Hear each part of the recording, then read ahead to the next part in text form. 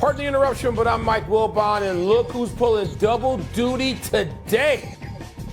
I'm Frank Isola. If you like me on Around the Horn, you're going to love me on PTI. Or maybe you'll throw a brick through the television. Whatever. Something. You're taking over the network. You're doing Sports Center after that? Huh? Only if you do it with me. No. Partners in crime. No. I'm going away. I mean, I'm already away. Vacation? So I'm going somewhere. It's no vacation. Welcome to PTI. Tony abandoned you people, so here to pick up the slack is our great friend, Mr. Frank Isola. I thought they were going to throw things. All right, that's not bad. Yeah. Nobody's throwing anything at you. We begin with last night's Hall of Fame game and the NFL's rollout of its new, allegedly safer kickoff format. The Bears and Texans combined for 8 kickoffs in a rain-shortened game. And while the longest return only made it to the 31, there was just one touchback, whereas touchbacks happened 73% of kicks last season. Frank, your initial review of what passes today for NFL kickoffs is what? You know what? I actually liked it. I think it has a lot of potential. When I first watched it, does it look a little gimmicky? Does it look like a new Olympic event, maybe a combination of football and rugby 7? But I think it's a smart thing, and I think the players talked about it after the game. The Bears wide receiver Tyler Scott said, you could tell that it does protect players a little bit, which is one part of it. But I think you're also adding in, we want kickoff returns. Because you get all hyped up before a game, and there's nothing worse than when the kicker is basically kicking the ball through the uprights into the stands, and next thing you know, the teams are trotting off the field, and 22 more players are coming on. So I like the idea. There'll be some gimmicks, because remember this, Mike, the kicker has to kick the ball with it. No. Frank, there's so many things to tick off here. One, it's great irony that Devin Hester went into the Hall of Fame last night, the greatest kick return man ever, and for the Bears, of course. And, you know, I want to like it, Frank. I look at it and I think, okay, first of all, I thought there's some tweaks to be made. Maybe you can move them 5 yards away from each other. Maybe you get running backs in a new position. Tyler Scott, who's a Bears receiver mostly, he can carry the ball occasionally. You know, I hope he likes it because he may be on that duty with a full wide receiver room in Chicago. Field position, and you get the odd great player who returns them all the way. Maybe there are tweaks, Frank. I want to like it. I need to see a little more play with it right now, a little more give and take. Don't tell me it's only about safety, because the NFL owners in the league don't give a damn about safety because they're trying to add an 18th game, and they'll try to get to 20 and take it to Easter. So I don't want to hear that garbage. But I want to like it. Let's play with it. Well, you brought up the stats. 73% of the kickoffs last year went for touchbacks. That was the most in the league since 1970. That's a long time. So on the one hand, you can also move them back. And it's if you just wanted that, Frank, you could move the kickers back to the 10. You can eliminate touchbacks by simply moving the kickoff back. So they're lying there too. I mean, let's get to the truth here about the NFL doesn't really want to deal with. You can eliminate touchbacks, but that's not what they want. They want to appear as if they're addressing safety. Did you have a problem last night with Caleb Williams not playing? Can we get the guy in there for one set of downs? Am I asking too much? I liked it. You didn't have any starters on either side. No. Caleb Williams has had 9 practice days, Frank. It's okay to let him have 18. He'll have 18 before the next game. Let them work it. People used to sit. Aaron Rodgers sat for 3 years. Caleb Williams can't sit for 9 days? Come on now. He's the #1 overall pick. Why are you telling me to buy a ticket for the game if I'm not going to see the #1 overall pick? Then don't buy the damn ticket. As a coach, that's not my concern. Stay home. One series. All right, we got more from Chicago. Stay home. Where, guess what? The White Sox, they couldn't lose last night. That's because they didn't play. But they're back on the field tonight in Minnesota, where they could lose, get ready for it, their 18th game in a row. The modern record for most consecutive losses is 23, and the fewest wins in a season is 40. With both records within reach, Mike, do you find tracking the White Sox futility to be compelling? No. And this is very personal for me. It's not a professional decision. Anybody who's watched this show over any period of time knows I'm a Cub fan. That's what my loyalties are. But I grew up on the south side of Chicago with a father who's a White Sox fan. And I went to that ballpark more than anywhere my whole life. I didn't go to Bears games and Blackhawks games. I went to White Sox games first and foremost. And Michael Reinsdorf, who's the son of the principal owner, Jerry Reinsdorf, is a personal friend and has been for a while.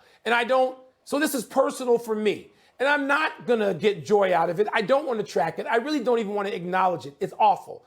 I've said since like the second week of the season, this is the worst baseball team, Major League Baseball team, Frank, I've ever seen.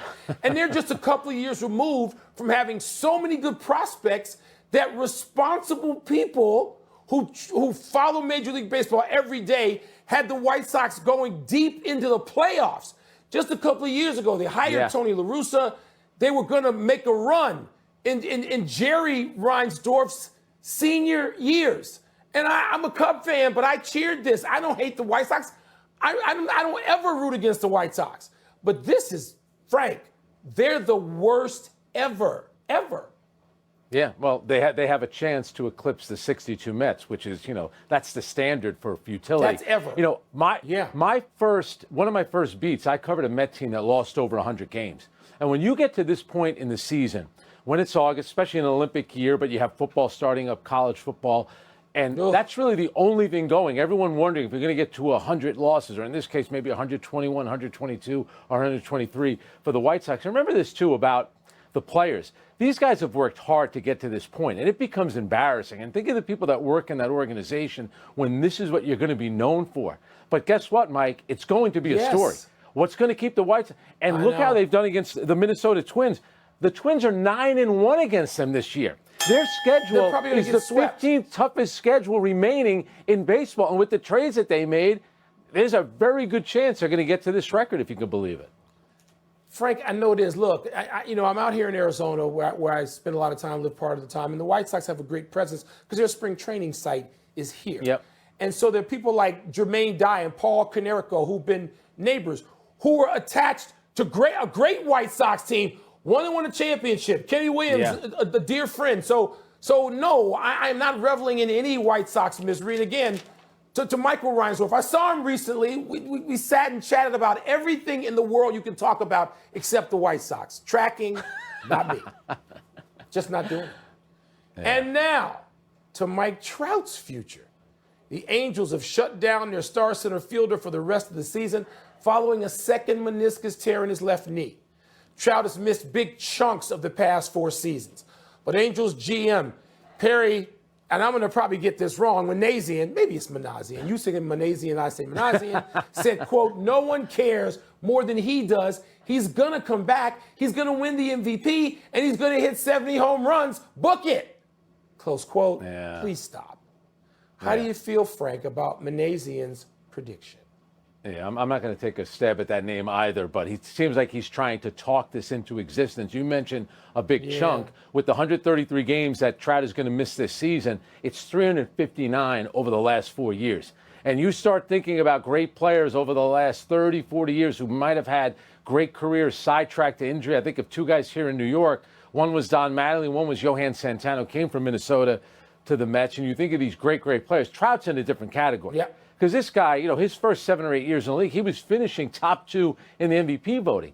But injuries have become a big part of it. Here's what he has on his side, though. On Wednesday, he's going to turn 33. So in theory, he's still young enough. I wonder, though, Mike, you tell me. He's got 6 years left on the contract. You're the Angels. You got nothing for Ohtani. You're not getting anything out of Mike Trout. Would you consider trading him? I know a bunch of teams on the East. He's from Vineland, New Jersey. I bet you the Phillies might be interested.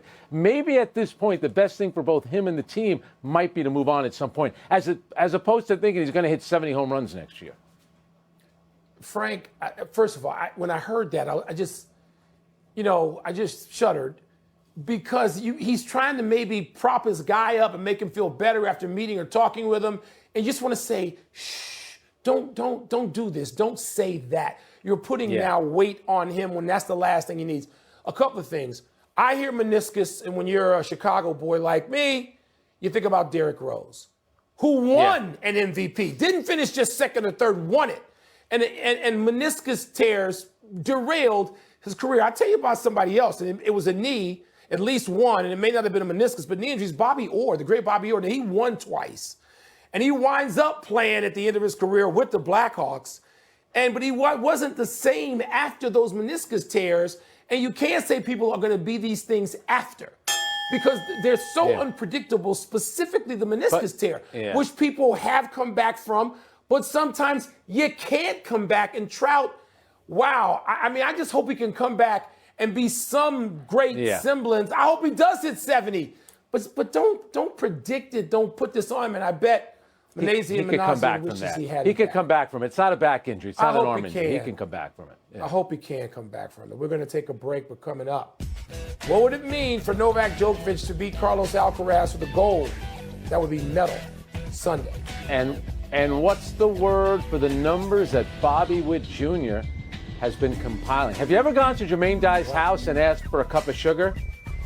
Paul Konerko's house? I could. Anything? I could. We're How neighbors. about that name dropping?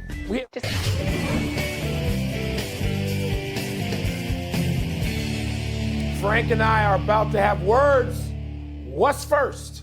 It would be a blank moment if Novak Djokovic were to beat Carlos Alcaraz in Sunday's Olympic gold medal match. Well, first of all, I think, Frank, we've got the Olympic gold medal final that we want with those two playing.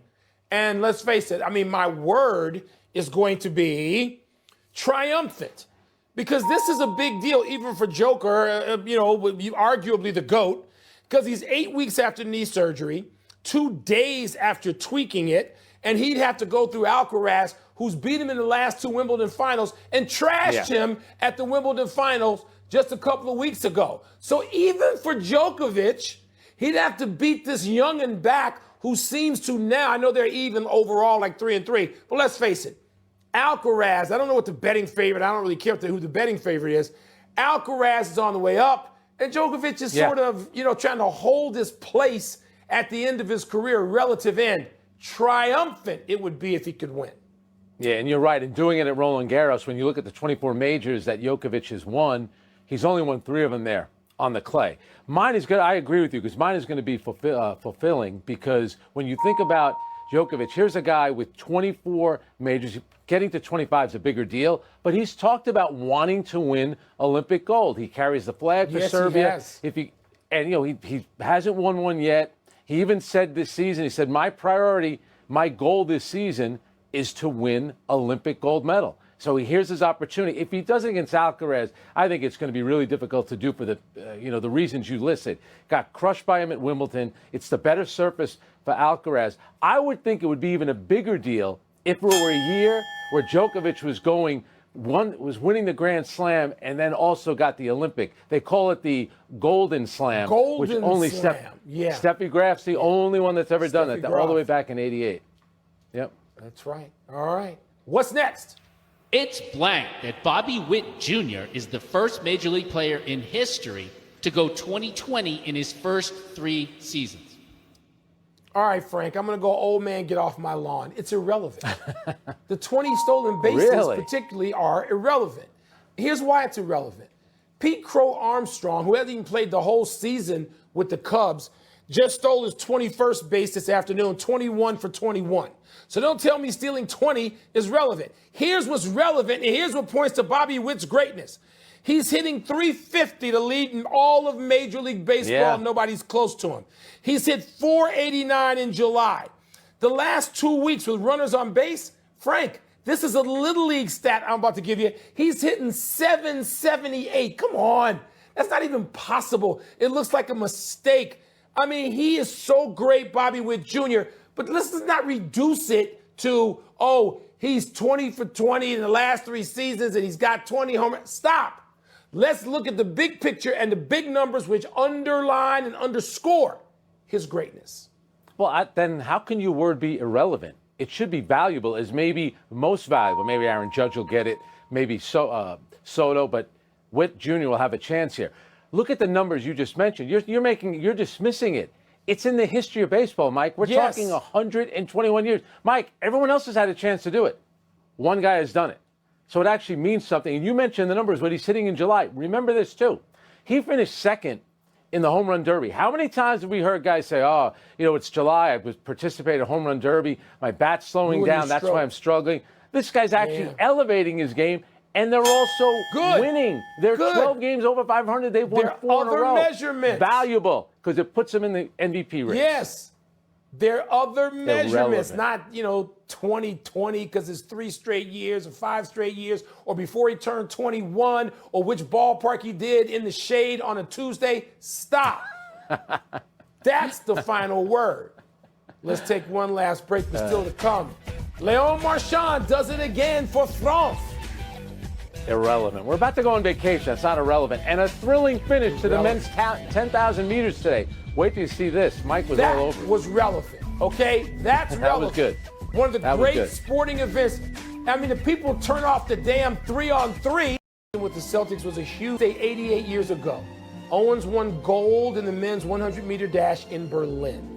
It was one of 4 gold medals Owens won in those games. The others came in the long jump, the 200-meter, and the 4x100-meter relay. All of it came in front of Adolf Hitler, who had wanted to use the games to showcase what he believed to be the racial superiority of white German athletes. But, as Owens said, quote, although I wasn't invited to shake hands with Hitler, I wasn't invited to the White House to shake hands with the president either, close quote. While there are a great many athletes who display courage in a million different ways today, none of them should think what they did is greater than what Jesse Owens did that week in Berlin.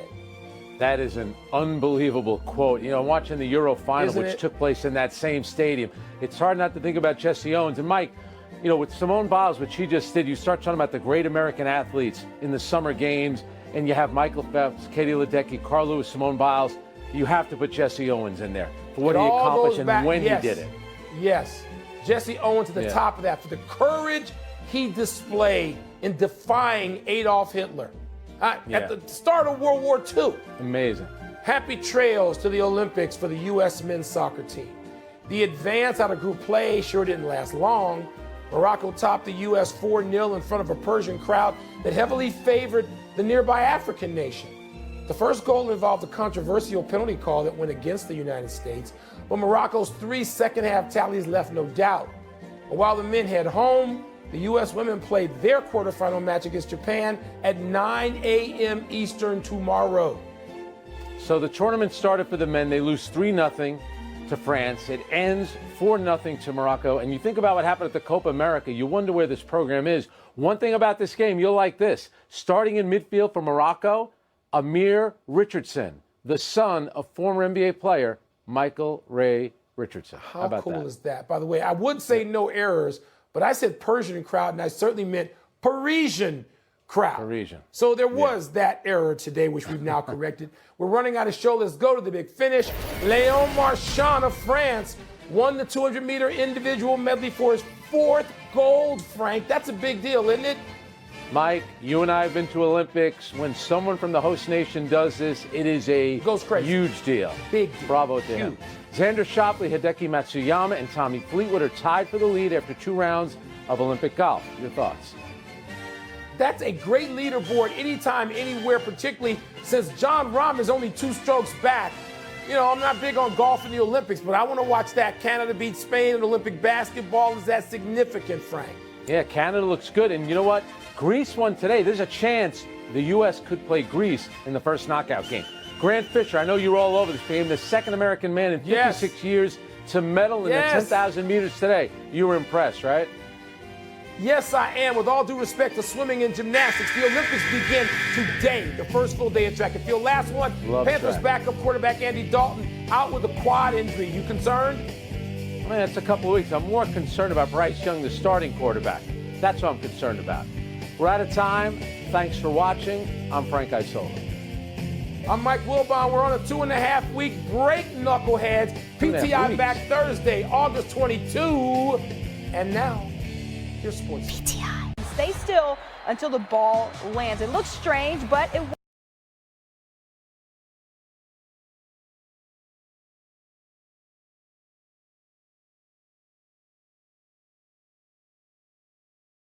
worked last night, and only 1 touchback and 8 kicks. Mike and Frank have more in our PTI bonus topics. All right, Frank, what did you make of the NFL's new kickoff rule last night? You know, it has potential.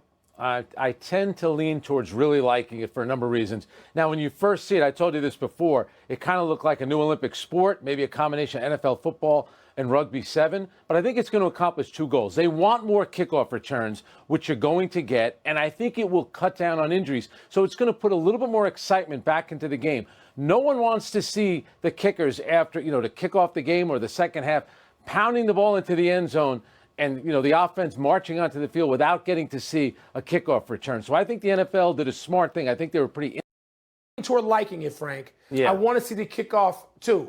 I grew up with Gale Sayers, and then as an old man had Devin Hester.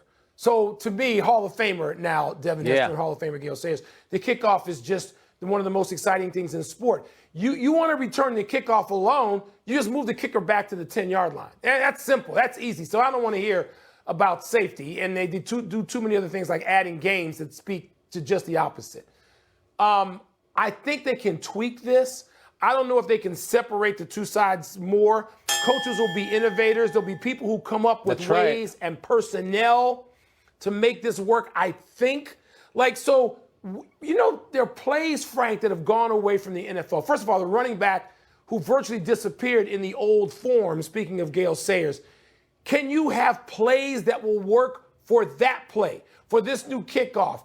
Are there sweeps? Are there maneuvers that will work? Are there strategic structures that you can introduce or bring back? And will the best and brightest do that? I think all that's possible. Therefore, I want it to work, Frank.